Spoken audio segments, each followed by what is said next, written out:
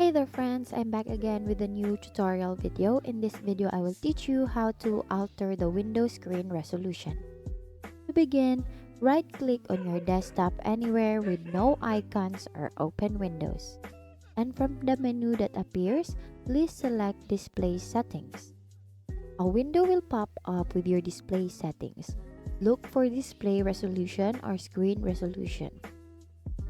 So it's here, and then click this drop down menu here so that you can choose your desired screen resolution.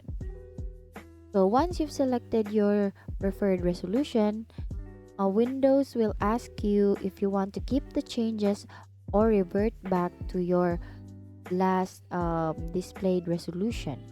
So if everything looks good, click keep changes. And that's it.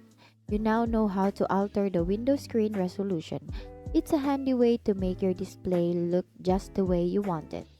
Remember, choosing the right screen resolution can improve the clarity and quality of your display, making everything easier to read and see. If you found this tutorial helpful, please give it a thumbs up and consider subscribing for more tech tutorials like this. Thank you for learning with me today. Once again, thank you for watching how to alter the window screen resolution. See you on my next video.